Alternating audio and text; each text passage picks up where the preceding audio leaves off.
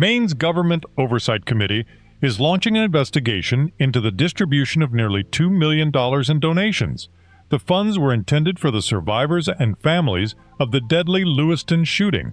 However, officials are now looking into why that money was instead distributed to various nonprofits.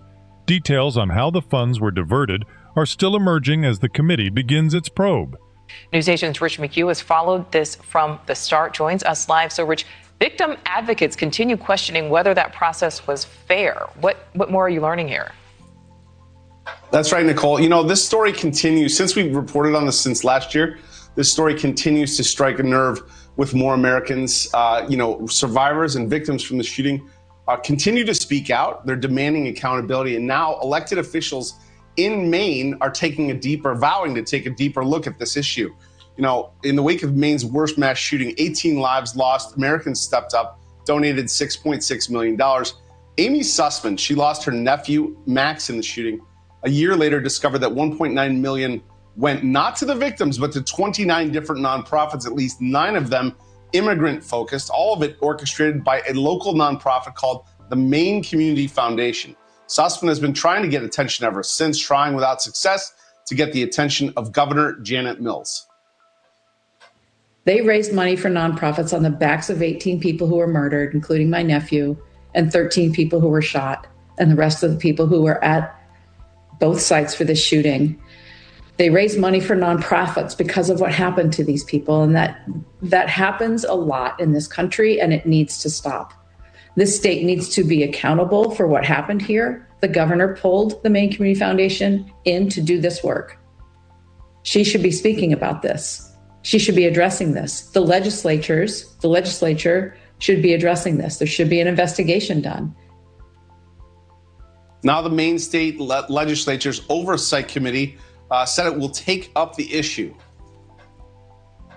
I also have a number of questions and think there's reasonable justification for the frustration and concern people have with how MCF both took in funds and distributed those funds. And now Maine State Representative John Eder is calling for an investigation.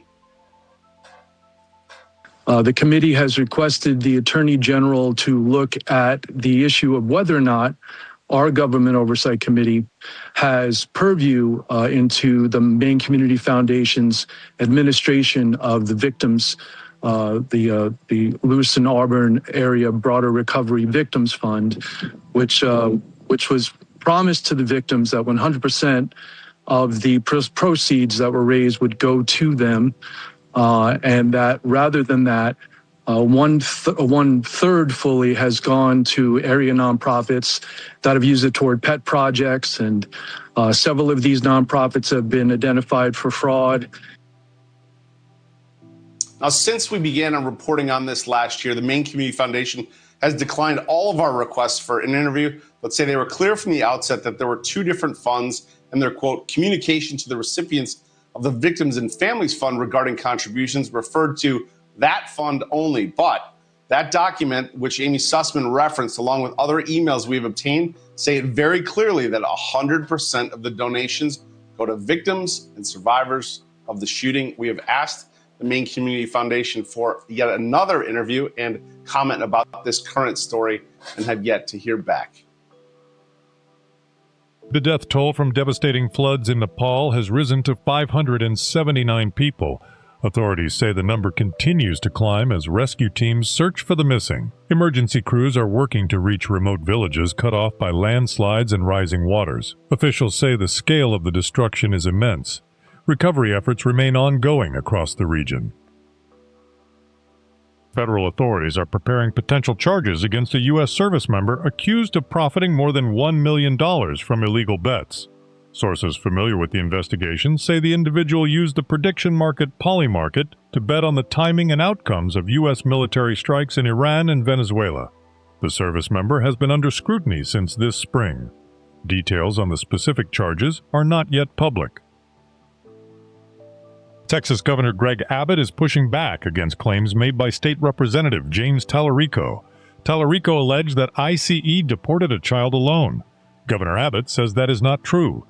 The The governor states the child was returned home with his father and the entire family left together. Abbott called the claim a lie and says it is characteristic of Tallarico's campaign. He further alleged the representative has relied on deceptive television advertisements that are now being exposed. Exactly endemic of Tallarico's campaign. He is a pathological liar, and he's been lying throughout the entire campaign, and he's been able to get away with it because he's been able to run these fake TV ads that are full of lies that are only now being exposed. I'll give you just one quick example. One of his earliest ads was him walking out of a store, walking to his pickup truck, a rented pickup truck, I think, and talking about how he lowered property taxes in Texas. The opposite is the truth. He voted to raise taxes in Texas, including property taxes. He voted for an income tax in the state of Texas. He is a liar about everything he is saying. What I think is happening now, however, is that Texans and Americans are beginning to see through the thin facade of who he really is, and they see the pathological liar that he truly is. I think that will begin the dismantling of his campaign. And at the same time, people will realize that the guy who lives up to what he says he will do for the state is Ken Paxton, and they will vote for Ken Paxton over Jimmy Tallarico. President Trump has arrived in Washington, D.C. He stepped off Air Force One today for a weekend visit to the White House. This follows a trip to Texas, where the president campaigned for Ken Paxton and met with NASA personnel. Tomorrow, President Trump is scheduled to attend a meeting with the MAGA Incorporated Super PAC to continue his efforts ahead of the midterm elections.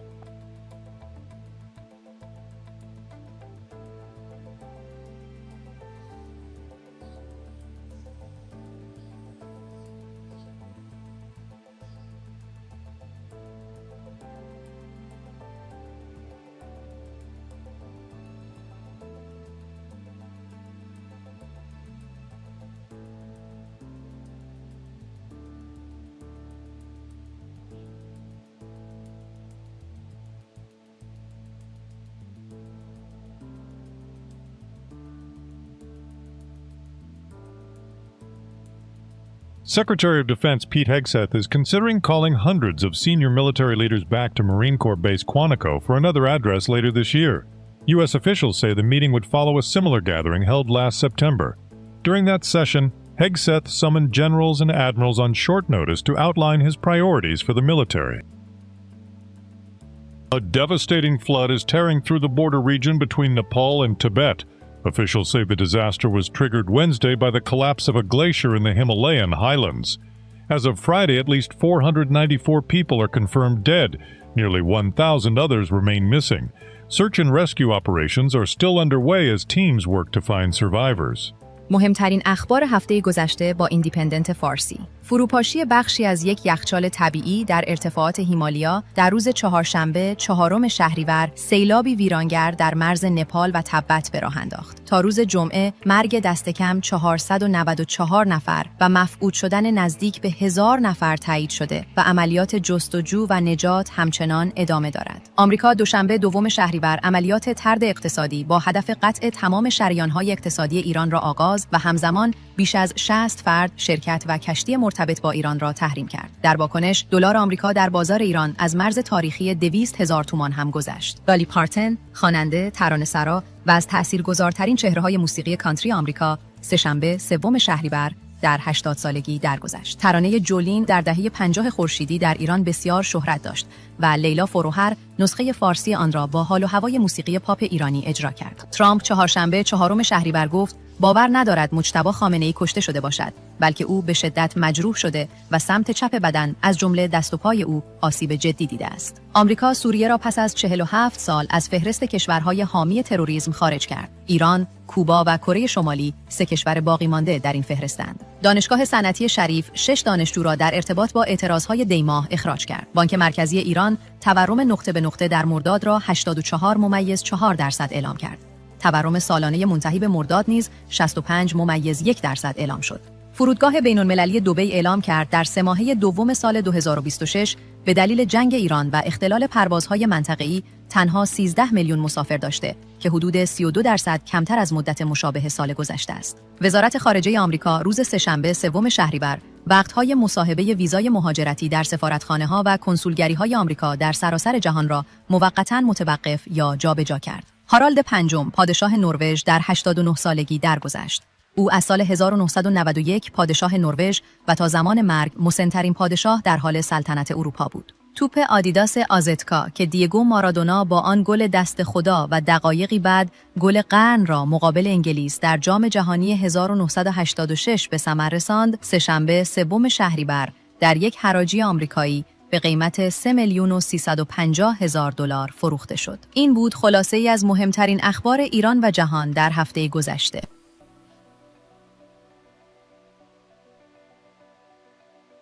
Iran's ability to export fresh crude oil has fallen close to zero. That's according to data from Kepler. The decline comes as a result of a U.S. maritime blockade. Washington is now expanding its pressure by targeting the foreign banking networks Tehran uses to collect payment for its oil. Fuel shortages are sparking concerns over the stability of the home fronts in Russia and Iran. Images show empty petrol stations and long queues of cars in both nations. In these energy-rich countries, cheap fuel is seen as a critical part of the social contract between the government and the people. Reports indicate Iran's oil exports have dropped near zero. Meanwhile, Russia has begun importing petrol to meet domestic demand. Analysts suggest these shortages could signal growing pressure on the financial and social support for both war efforts. Are we in the endgame for both the Ukraine war and the Iran war? The recent images of fuel runs and empty petrol stations in two of the world's top energy producers suggest cracks are forming on the home front. Ukraine's airstrikes on oil refineries across Russia have led to cars queuing for petrol and stations running dry. By mid-August, fuel was on sale at fewer than 3 in 10 petrol stations, rationing in most of the country, and Moscow reimposed purchase limits. The same scenes are playing out in Iran for different reasons. It was importing petrol even before the US and Israeli airstrikes hit its oil facilities this year, and is now facing a US naval blockade. This is a big deal. Access to cheap petrol is a social contract in both countries. For Vladimir Putin, power rests on the promise that Russia would never return to the dark days of the 1990s, when the country was reeling from the collapse of the Soviet Union. In Iran, energy was already subsidized before the revolution, but after 1979, cheap fuel became central to the bargain when the Islamic Republic's founder Ruhollah Khomeini promised to pour free water, electricity, and buses, paid for from oil revenues. When the government raised fuel prices in 2019, the country erupted into protest, and a deadly crackdown put it down. The difference from then to now is that in 2019, the state raised the price by choice, with fuel still flowing. This time, it has nothing to ration. Iran's own state fuel body puts the current daily shortfall at roughly 15 million litres of petrol. And the ally Tehran would normally turn to can't help. Russia banned petrol exports in the spring and is now an importer. Compounding the issue is Iran's dwindling revenues. In August, Iran's central bank governor Abdul Nasser Hemati said oil exports had fallen to almost zero. الان تقریبا درآمدهای مثلا قطر، عراق اینا نزدیک صفر شده از صادراتشون. و خب ما هم بالاخره این اتفاق افتاده، نفت صادر نمی‌کنیم، این که دیگه یک واقعیتی. So where does that put us? In Iran's case, US President Donald Trump claims Tehran is no longer paying its soldiers. Iraners right now, they're not paying their troops. They're in deep trouble. They have very little capacity. Russia's test will likely come this autumn when diesel is needed for the harvest and the refineries are still months from repair according to industry estimates.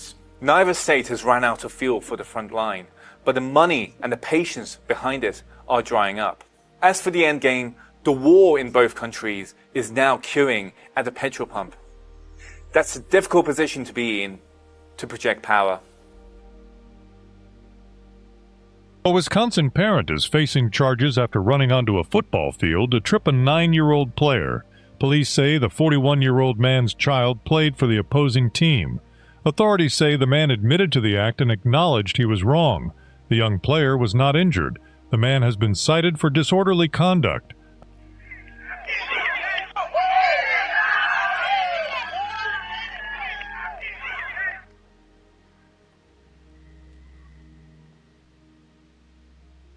U.S. immigration authorities have detained political commentator Milo Yiannopoulos. The Department of Homeland Security confirmed on X that Yiannopoulos, a British citizen, was apprehended at a Louisiana airport. Officials say he had overstayed his visa. Yiannopoulos is a former editor for Breitbart News. He previously served as an intern for former Congresswoman Marjorie Taylor Greene and worked on Kanye West's presidential campaign.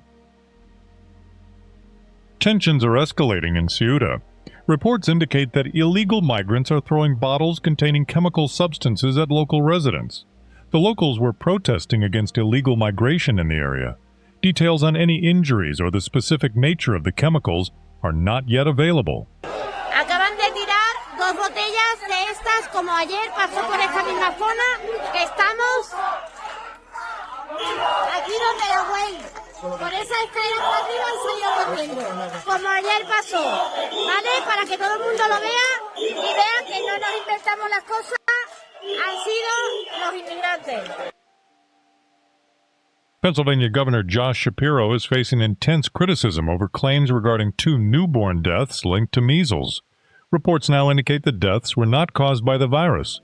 Those reports also say the infants were incorrectly labeled as unvaccinated, though they were too young to receive the vaccine. Critics allege the governor fabricated these details to implicate Health Secretary RFK Jr. Some are now calling for Governor Shapiro to resign. Josh Shapiro saying 2 deaths are due to HHS Secretary RFK Jr.'s rhetoric on vaccines. I was very, very blunt with him, and I made very clear that his actions and the rhetoric that's coming from this administration are having a negative impact. There's real-life consequences to spreading misinformation. There's real-life consequences to scaring people and not relying on actual doctors and actual medical professionals to provide unbiased information. Whoa, okay. He's saying that RFK Jr.'s rhetoric has caused 2 deaths in Pennsylvania. Here's what RFK Jr. says. The performance you saw from Josh Shapiro was a replay of the Democrats' COVID playbook, fear-mongering misinformation, finger-pointing the weaponization of infectious disease fears for political gain. You know, of course, that the media would side with Shapiro. NBC, BBC, the New York Times all saying 2 unvaccinated people died from measles in Pennsylvania, including an infant. But those are headlines. There's a lot left out, and there's a lot of lies. Here's the truth. Pennsylvania's own health department called them measles-associated deaths. So does the coroner, whatever that means, measles-associated. The Philadelphia Inquirer wrote, Lancaster County coroner said the cause of the death was not measles. The newborn died shortly after birth from a laceration of the spleen. A post-mortem test on the baby's lungs tissue showed that the child had a measles infection that was acquired before the birth. And by the way, remember this. Newborns don't receive their first vaccines until 12 to 15 months of age. So they're an unvaccinated person being swept up in rhetoric? Board-certified psychiatrist and former... A federal judge has refused to block an executive order from President Trump aimed at closing loopholes in birthright citizenship. U.S. District Judge Deborah Boardman denied a request for a temporary restraining order. This ruling allows the order to remain in effect while the legal challenge continues. The executive order is designed to crack down on what the administration calls birthright citizenship tourism. On this, Section 215A of the Immigration and Nationality Act gives the president this authority. 215A of the Immigration and Nationality Act. Very rarely used, probably one of the strongest laws in the entire federal code, gives him this power. And that's not the only, but it's the main statutory authority that's being used in this order. So birth tourism is by definition a fraud on the American system, on the American taxpayer, on the American visa. If you're coming here, and again, your stated purpose is that you're a tourist, then by definition, you are here to come for a few weeks, look at what we have, engage in commerce, and leave. So if you're telling a consular officer you're here as a tourist, but your true purpose and intent is to go to a baby mill, give birth, and try to mint an American citizen while you're here, then you're committing a fraud against the American government. And by definition, that visa can and should and will be now denied. A federal judge has ruled in favor of the artificial intelligence company Anthropic. The decision comes after a legal battle with the Pentagon. Earlier this year, the government labeled the company as a supply chain risk. The court's ruling reverses that designation. It's a federal judge ruling late yesterday the Pentagon's blacklist of the AI giant Anthropic earlier this year was illegal, actually violating the First Amendment. U.S. District Judge Rita Lynn actually writing in the 59-page ruling that the empty invocation of national security is not a blank check to punish and retaliate against government critics. Elizabeth Schulze is here to help us kind of understand the implications of the ruling. All right. What do we think? I mean, a risk to national security? I mean, the argument that Anthropic was a supply chain risk was one that we really hadn't heard used against an American company. This is typically designated for a foreign company that you would see a risk from overseas and say that's something that poses a threat to national security here. So it was really unprecedented that we saw the Pentagon say Anthropic, this AI giant that is based in Silicon Valley, is a threat. And what this ruling showed was basically this judge saying that argument did not hold any merit. How we got here was Anthropic and the Defense Department were in these negotiations for a contract. They had been in a contract for years, and they virtually fell apart because Anthropic said, we want to make sure that there are restrictions on our technology, Claude. A lot of people heard of it, a very popular AI tool. We want to make sure that there are restrictions that Claude is not used for mass surveillance of Americans or for lethal autonomous weapons. Well, the Pentagon said, we don't want you putting any terms on this. And basically, the deal fell apart. And then in the wake of that, the Pentagon designated it as a national security risk, which meant that federal agencies were not using this technology. That's a big loss of business for Anthropic, which is why they sued. That's how we got to this point here. So what's Anthropic saying now about this ruling? They are welcoming this ruling. Understandably, in a statement, the company said that they welcome the court ruling. It means that the designation was unlawful. But they did say, and this was interesting, Kira, that they are focused on working productively with the government to harness AI for national security so all Americans benefit from this technology. And what this speaks to a little bit here, while you had this designation that was basically a blacklist of Anthropic and a lot of federal agencies, you did still have the Trump administration pursuing other ways to use Anthropic's models like Mythos, that new one that we've talked about, which shows that it is hard to escape the need for these models right now. Anthropic wants to do business with the government. The government probably needs to do or wants to do business with Anthropic. This is a company that is very much a leader, one of the leaders in this space. It is also about to go public as soon as this year. So a lot of money tied up here, a lot of business tied up here. And it comes at a time when we are seeing some pretty stark warnings about the capacity, the capability of these models. Just yesterday, over 100 companies warning about how governments need to get on their game. They need to do more to be prepared for cyber attacks because of just how sophisticated these models are getting. Former President Donald Trump is denying a report from the New York Times. The story claimed he will skip the September 11th ceremony at Ground Zero because he was barred from speaking. In a statement, Trump called the report fabricated. He noted that the event is a solemn ceremony where no one is scheduled to speak.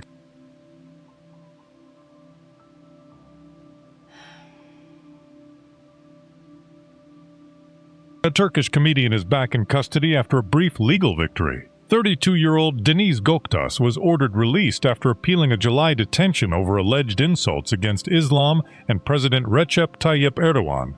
But before he could leave, prosecutors launched a separate investigation. Göktaş has now been rearrested on charges of praising a crime and a criminal over remarks made during a performance. Sizin de muhtemelen çoğunuzun babası kötüdür yani. Harbiye'de şifa aratacak kadın. Kıymetini bilin ya. Onun da bir tadı var. Çünkü benim babam iyi ve ben muhabbete çok giremiyorum. Ya böyle benimki de hafif beni itekledi, o yüzden kamburum falan. Böyle ne diyeceğimi bulamıyorum. Bu arada babam iyi derken Türkiye baba ortalamasına göre iyi. Öyle çizgi film kahramanı, kamu spotu bir şey düşünmeyin. Yani cinsiyetsiz tuvalet mücadelesinde şehit olmadı ya. Öyle bir şey canlanmasın. İyi bir baba ama mesela trafikte birini öldürsem beni kurtarmaz. Recep Tayyip Erdoğan kadar iyi bir baba değil. Ve gerçekten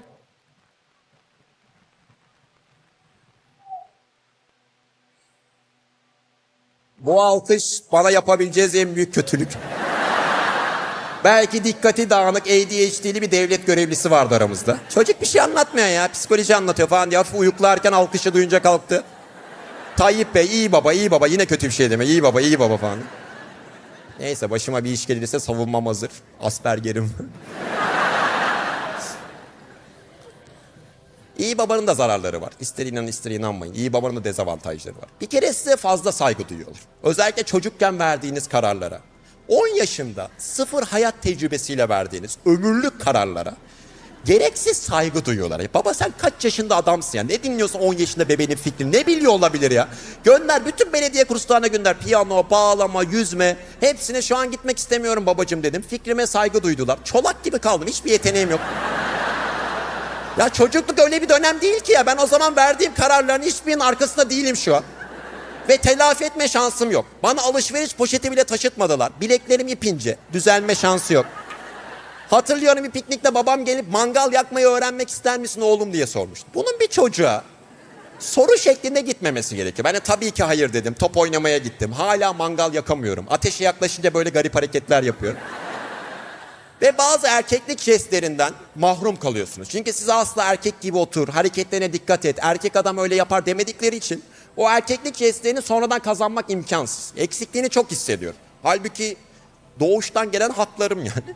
Özellikle restorana gittiğimde yan masadaki adamlara özeniyorum. Bu ıslıkla garson çağıran adamlara. Ve postürümü düzeltip sesimi kalınlaştırıp garsona kardeşim masayı bir siler misin diyorum. Siliyor ama öyle biri olmadığımı biliyor ya. Öyle biri olmadığımı bilerek siliyor. Silelim tabii küçük beyin masasını gibi siliyor.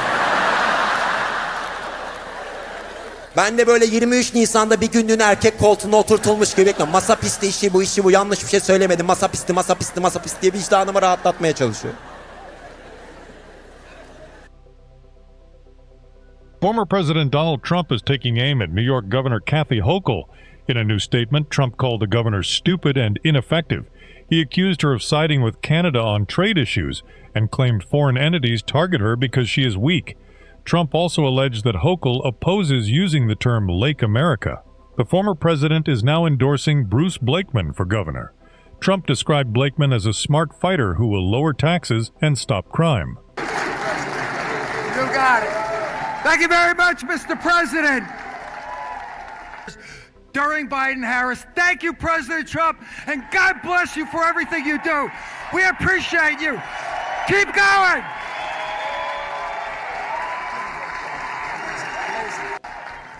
See, Sid Rosenberg's here. What do? You're supposed to be on radio. Listen, we are so honored to have President Trump join with us here today in these magnificent facilities that we have here in Nassau County to honor the men and women of our law enforcement professionals and firefighters. And especially we want to thank President Trump. And I mean this from the bottom of my heart because I meet mom and dads everywhere I go throughout the state. Thank you, Mr. President, for sealing our borders. There are less and less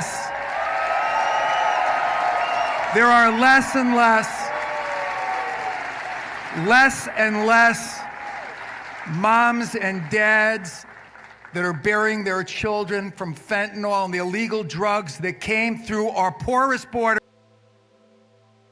Iran's Foreign Minister Abbas Araghchi says the country's domestic missile program has proven its effectiveness in recent conflict. Speaking at the Islamic Unity Conference, Araghchi stated that Iran's missiles passed their test.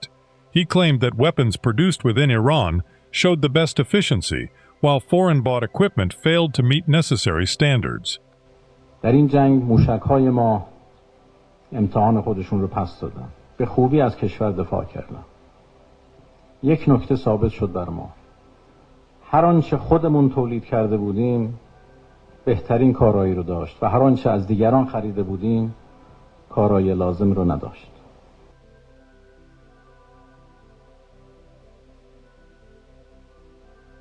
Iranian President Masoud Pezeshkian says the country is raising the price of third-tier petrol. The cost will increase from 5,000 tomans to 10,000 tomans. The president says the move follows coordination with various government institutions. He also stated that the price will not rise beyond that amount. اون چیز سوم رو که در حقیقت اضافه بر اون سهمی است. باید یه مقدار افزایش بدیم. اون افزایش خواهیم داد. الان زمانش معلوم نیست که زمانش حالا قرار گفتگو کنن، اطلاع رسانی کنن، هماهنگ کنن. هم باید با قوه قضاییه، هم با مجلس، هم با نماینده ها، هم این چیزی که الان بنده دارم به شما میگم، باید به یک زبان نگاه مشترک برسیم که ما میخوایم این سهمیه سومی رو که خارج از سهمیه هایی که هست، مثلا فرض کنید 5000 تومان رو بکنیم 10000 تومان. الان حدود قیمتش مشخصه آقای دکتر؟ همون 10000 تومان سهمیه سوم برسه، بیشتر از اون نیست. وضعیت صادرات و واردات الان به چه صورته؟ برای اینکه اتفاقا همون افرادی که الان فرمودید بیشتر آگاه بشن. 25-35% کاهش پیدا کردن.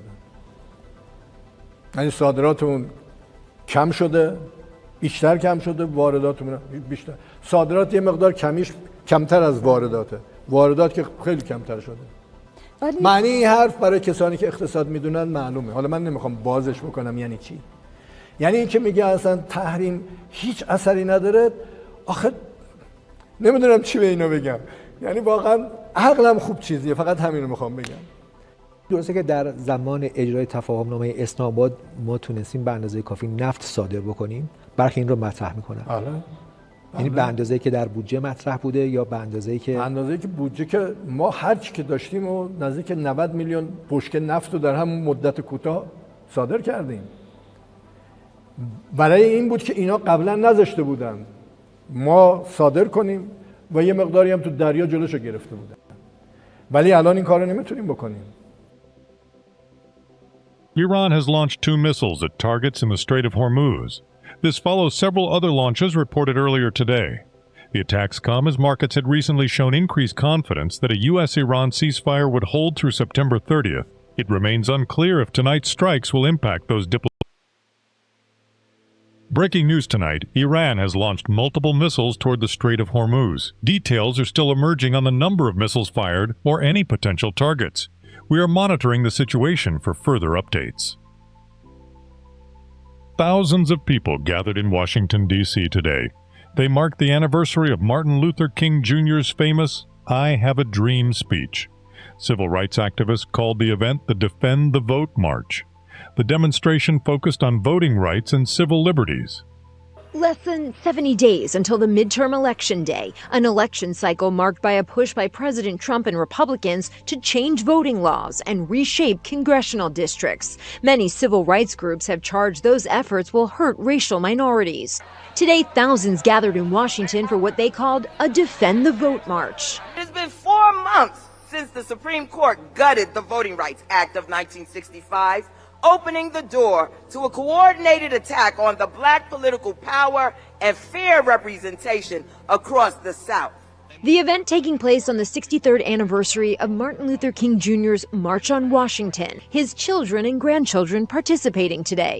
Freedom is not a spectator sport. You cannot watch democracy from the sidelines. Activists and lawmakers also criticizing the Trump administration and Republicans on the cost of living. Today, 60% of our people live paycheck to paycheck, struggling to afford the very basic necessities of life. That message on affordability coming as President Trump's hand-picked Federal Reserve Chairman Kevin Warsh today expressing concern about persistently high inflation. We must be confident that underlying inflation is moving to our objective, clearly and at sufficient speed. Otherwise, we have work to do. President Trump Thursday brushing off inflation numbers but pointing to another metric to tout the economy. The stock market just hit another all-time high. That's the 81st time during a brief 1.5 years. Fed Chair Kevin Warsh said today the central bank should focus on bringing down prices, but he stopped short of calling explicitly for an interest rate hike. The State Department has revoked the visa of former Iraqi Finance Minister Taif Sami. This move comes after Sami was placed on an FBI terror watch list. The revocation marks a sharp turn for the former minister, who was previously honored by Secretary of State Antony Blinken and First Lady Jill Biden for her work on gender equity. Officials have not released further details regarding the specific reasons for her placement on the watch list. Please provide the raw news information, wire copy, or notes you would like me to rewrite into a broadcast script. Treasury Secretary Scott Bessent says Washington remains committed to cutting off Iran's economic lifelines. Speaking Friday, Bessent pointed to recent actions against branches of Bank Misr in the United Arab Emirates. The Treasury Secretary stated the bank chose to learn the hard way how serious the U.S. is about restricting access to the dollar. Iran has launched 2 missiles at targets in the Strait of Hormuz. This follows several other launches reported earlier today. The attacks come as markets had recently shown increased confidence that a U.S.-Iran ceasefire would hold through September 30th. It remains unclear if tonight's strikes will impact those diplomatic efforts. Serbian President Aleksandar Vučić is criticizing a United Nations court over its handling of the death of Ratko Mladić. Vučić called the court's actions uncivilized following the death of the former Bosnian Serb general. Mladić was serving a life sentence for genocide and war crimes. The Serbian leader's comments come as tensions remain high over the legacy of the conflict in the Balkans. Details on the specific court procedures being questioned are still emerging. Iran's Foreign Minister Abbas Araghchi says the country's domestic missile program has proven its effectiveness in recent conflict. Speaking at the Islamic Unity Conference, Araghchi stated that Iran's missiles passed their test. He claimed that weapons produced within Iran showed the best efficiency, while foreign-bought equipment failed to meet necessary standards. در این جنگ موشک‌های ما امتحان خودشون رو پس دادن. به خوبی از کشور دفاع کردن. یک نکته ثابت شد بر ما. هر آنچه خودمون تولید کرده بودیم بهترین کارایی رو داشت و هر آنچه از دیگران خریده بودیم کارایی لازم رو نداشت.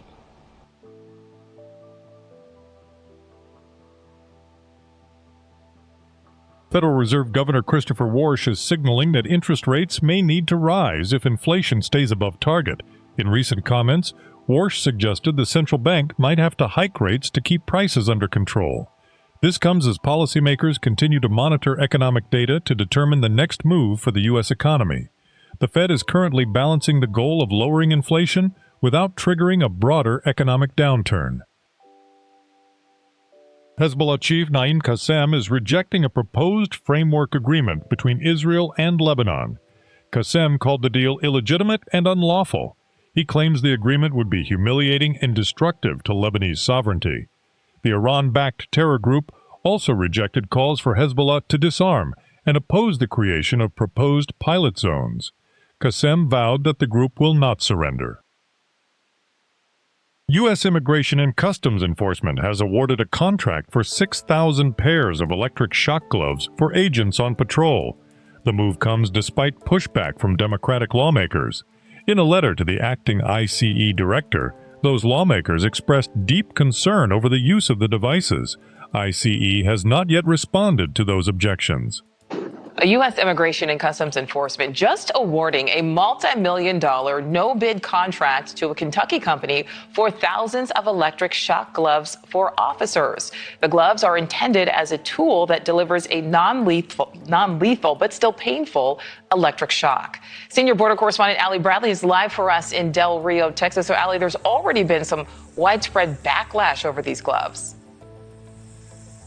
Yeah, as you might imagine with something like this, right, Nicole? Well, ICE is spending nearly $17 million on this new use of force tool. It's a glove that can deliver a shock with just the touch of a button. So the agency awarding this $16.7 million contract to Kentucky-based Compliant Technology for 6,000 pairs of the generated low output voltage emitter or glove devices, which look and function like normal patrol gloves until an officer activates the electrical mode. Now, ICE says they could be used during arrests while transporting combative detainees and during civil disturbances when someone is actively or even passively resisting. The idea, according to ICE, is to gain control quickly without escalating to more serious force. A DHS source telling News Nation that training started earlier this month and argues the glove can actually be safer than a taser, pointing out that someone who is running when they're tased can fall face first onto the pavement, adding, quote, "These are really a safer, more low-impact alternative and help protect the public, the aliens, and our officers." The source also says assaults on officers are up more than 1,600% compared with the same period under the Biden administration.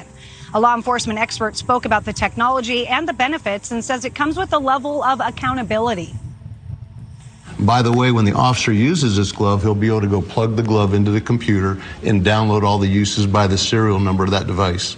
So it has transparency, it has accountability, and our best salespeople are actually the agencies using our product, because we're saving millions of dollars right now to taxpayers, because we're getting word from anywhere from county commissioners to police chiefs that we're reducing uses of force anywhere from 76 to 90%.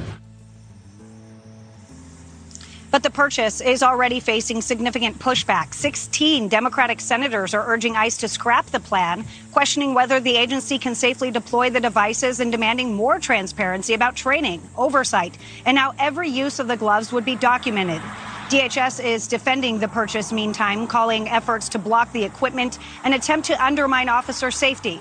The contract is covering the 6,000 devices, along with support equipment and services over the next 6 months. Now, Nicole, when I talked with the chief of the El Paso sector just a couple of weeks ago about these gloves and asked him, is Border Patrol going to be seeing some kind of device like this in their kind of tool belt? And he said no agent has actually expressed that they want these kinds of devices, because he says whenever they go out into the field, they go out with as little equipment as possible. So it's not likely something we'll see in the hands of Border Patrol anytime soon. Nicole. All right, Allie Bradley, live along our southern border. Thank you.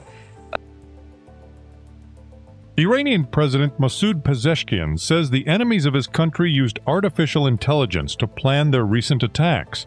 In an interview with state media, Pezeshkian claimed those attacks were carefully calculated. He says the goal was to cause the collapse of the Iranian government. However, the president asserts that Iran has remained standing and continues to improve every day. اینایی که با هوش مصنوعی این مطالعات انجام دادن، حمله کردن، بی حساب حمله نکردن.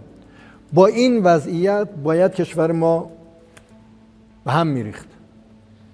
ولی با مشارکت مردم، با رهبریت داهیانه رهبر شهیدمون و با ادامه رهبری رهبر عزیزمون ما ماندیم و روز به روز هم داریم اصلاح میکنیم. خب اینا جمع شده بوده.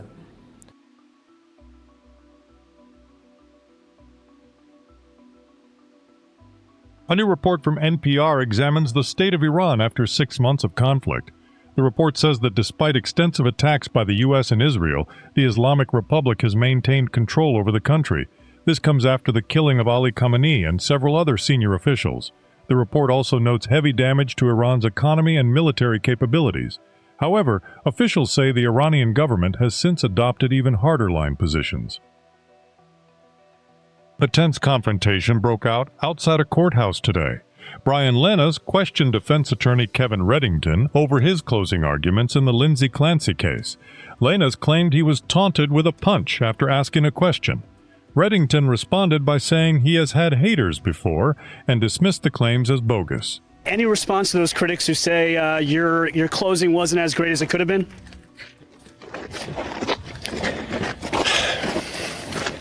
You want a punch? Do you have any second thoughts about the closing, or you think it was you left it all on the table? Put it this way. I have my fair amount of haters.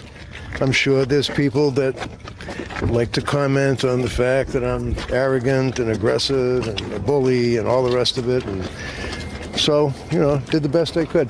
It was kind of a bogus question to ask somebody. Well, no. I mean, giving you a shot to defend yourself, Mr. Reddington. I don't have to. Brian Yennis is back outside the courthouse today.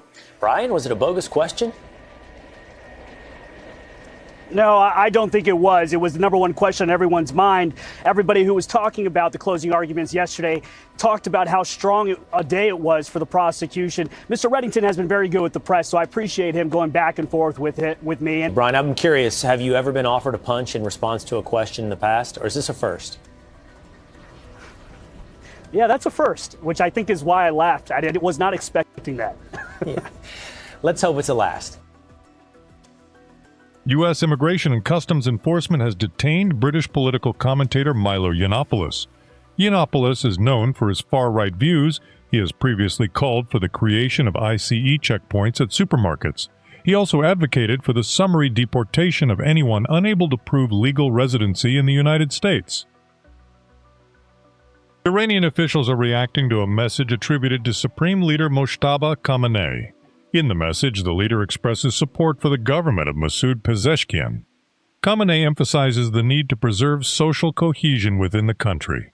The message is currently circulating among officials and the public.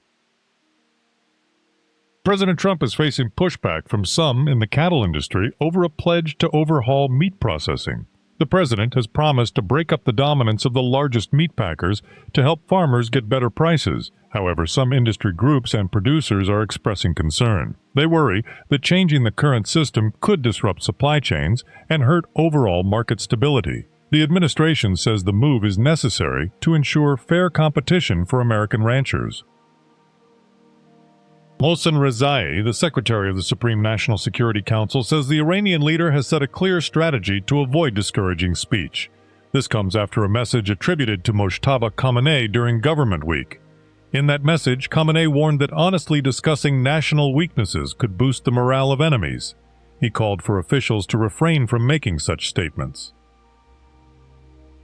The U.S. Department of Homeland Security says Milo Yiannopoulos has been arrested at a New Orleans airport. Officials say Yiannopoulos is now subject to a final order of removal from the United States. Reports are surfacing that Pete Hegseth is considering a run for president in 2028. The potential bid comes as Hegseth continues to gain national visibility. Details on his plans remain limited at this time. The Federal Reserve is facing a split outlook on interest rates. According to the Kalshi prediction market, the odds are now evenly split. There is a 49% chance the Fed will keep rates where they are, and a 49% chance they will hike rates by 25